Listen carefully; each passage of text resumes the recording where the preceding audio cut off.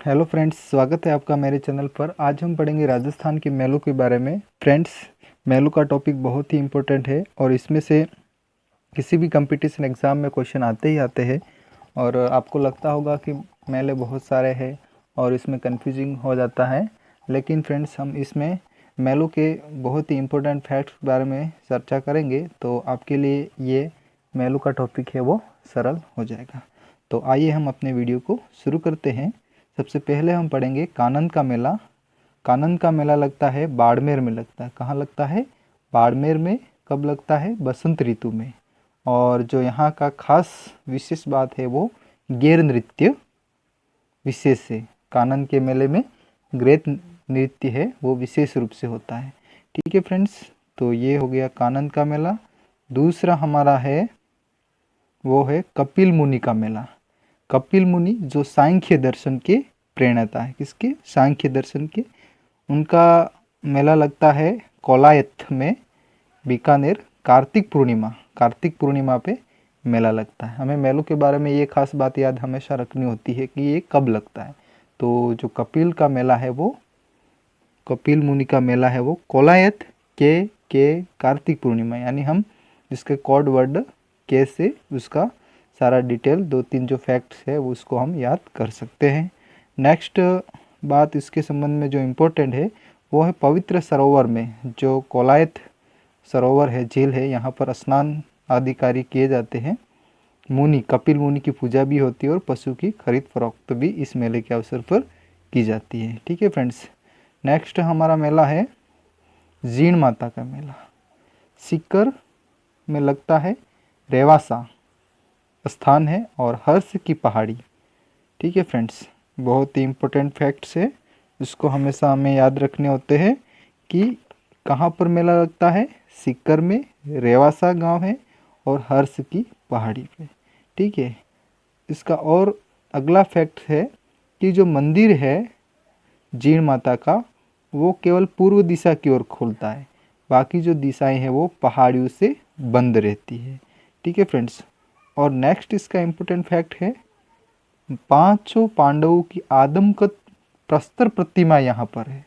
बहुत ही important fact है कि पांचों पांडवों की आदमकद प्रस्तर प्रतिमाएं कौन से मंदिर पर स्थित है या कहाँ पे है, क्वेश्चन बन सकता है। तो हमारा जो यहाँ पर ये फैक्ट है वो बहुत इम्पोर्टेंट, हमें याद रखना है कि पांचों पांडवों की आदमकद प्रस्तर प्रतिमाएं हैं वो जीण माता के मंदिर पर स्थित हैं, यहाँ पर है।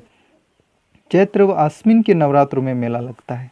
दोनों नवरात्रि होते हैं। चैत्र के नवरात्रि जो वर्ष के प्रारंभ में होते हैं और आश्विन के नवरात्रों में भी यहाँ पर मेले का आयोजन होता है। और एक बात कि राजपूत व मीणा जाति के जो लोग हैं इस देवी की विशेष रूप से आराधना करते हैं। ठीक है फ्रेंड्स, नेक्स्ट हमारे मेले की ओर बढ़ते हैं हम। तो नेक्स्ट हमारा मेला है शीतला माता का मेला। शीतला माता का मेला कहाँ लगता है? जयपुर, चाकसू, सील की डूंगरी। ये इम्पोर्टेंट फैक्ट है, हमें याद रखने होते हैं। बाकी कोई ज़्यादा इतने इम्पोर्टेंट फैक्ट नहीं है कि मेला कहाँ लगता है। जयपुर, चाकसू, सील की डूंगरी। और फैक्ट दूसरा है कि बैलगाड़ी का मेला इसे कहा जाता है। क्यों कहा जाता है? क्योंकि ग्रामीण लोग हैं वो दूर दराज क्षेत्रों से रंगीन कपड़ों में अपने बैलगाड़ियों को सुसज्जित सवार करके इसमें भर के मेले में आते हैं, इसलिए उसको बैलगाड़ी का मेले के रूप में जाना जाता है। और फैक्ट है इसका, चैत्र कृष्ण सप्तमी से अष्टमी तक मेला भरता है। चैत्र वर्ष के प्रारंभ में ही मेला भरता है, चैत्र कृष्ण सप्तमी से अष्टमी तक। निर्माण शीतला माता के मंदिर का कराया था, वो कराया था माधो सिंह ने। और एक फैक्ट है कि जो सील माता है उसको बच्चों की संरक्षिका के रूप में माना जाता है। ठीक है, और जो सील माता का पुजारी होता है वो कुम्हार होता है। कौन होता है? कुम्हार। ठीक है, चेचक है वो जो रोग होता है वो सील माता की रुष्टता के कारण होता है, ऐसा माना जाता है। नेक्स्ट मेले की ओर बढ़ते हैं हम। पुष्कर मेला। बहुत ही इम्पोर्टेंट है। पुष्कर हम जानते हैं सभी अजमेर में है, और जो लगता है मेला वो होता है कार्तिक शुक्ल एकादशी से पूर्णिमा तक लगता है। मेले के बारे में हमें इम्पोर्टेंट फैक्ट, सभी मेलों के बारे में हमें ध्यान होना चाहिए कि ये मेला कब लगता है। ठीक है, तो ये मेला लगता है, पुष्कर मेला है वो कार्तिक शुक्ल एकादशी से पूर्णिमा तक। विशेष स्नान किया जाता है पुष्कर झील में साधु संतों द्वारा। और एक फैक्ट है कि पर्यटन बहुत ही इम्पोर्टेंट पुष्कर का मेले में हो जाता है, क्योंकि यहाँ देश विदेश के लोग मेले के समय आते हैं। अनेक पर्यटन विभाग द्वारा प्रतियोगिताएं आयोजित की जाती है जिसमें ये रुचि से भाग लेते हैं, और ग्रामीण लोग हैं वो अपनी पारंपरिक वेशभूषाओं में बिल्कुल आते हैं, और राजस्थान का कल्चर है वो हमें इस मेले में बहुत ही अच्छे से देखने को मिलता है। इसलिए विदेश के जो पर्यटक है वो बहुत रुचि के साथ इस मेले में भाग लेते हैं। पशु का क्रय विक्रय भी इस मेले में, जैसे घोड़े हैं, बैल है, ऊँट है, इनका क्रय विक्रय भी किया जाता है। वीर गाथाओं का गायन है वो पारंपरिक वेशभूषा में बोफा, भगत व भाट जाति के लोग करते हैं। ठीक है फ्रेंड्स, और नेक्स्ट हमारा मेला है डिग्गी का मेला। डिग्गी टोंक जिले में कल्याण जी का मंदिर स्थित है। कल्याण जी को विष्णु का अवतार माना जाता है, और जो डिग्गी का मेला है वो वर्ष में 3 बार भरता है। सबसे पहले वैशाख पूर्णिमा, फिर श्रावण अमावस्या और भाद्रपद मास की एकादशी को ये मेला भरता है।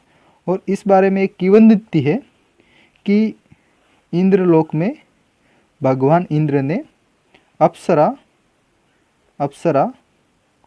उर्वशी से रुष्ट होकर उर्वशी को 12 वर्ष तक धरती पर रहने का श्राप दे दिया। क्या श्राप दिया? 12 वर्ष तक धरती पर रहने का श्राप दे दिया। तो धरती पर रहते हुए एक बार क्या होता है कि जो राजा डिग है वो उर्वशी पर मोहित हो जाते हैं। तो उर्वशी उनके साथ इस शर्त पे जाती है कि जब इंद्र आएंगे लेने के लिए तब उनसे उसकी रक्षा वे करेंगे, लेकिन क्या होता है कि वो रक्षा नहीं कर पाते हैं। इसलिए उर्वशी है वो डिग को क्या देती है? श्राप। तो उनको क्या हो जाता है? क्रोध का रोग। तो भगवान विष्णु हैं वो उनको क्या बताते हैं? उपाय बताते हैं कि कैसे इससे निवारण होना है। तो वो निवारण हो जाते हैं, वो रोग उनको ख़त्म हो जाता है डिग को।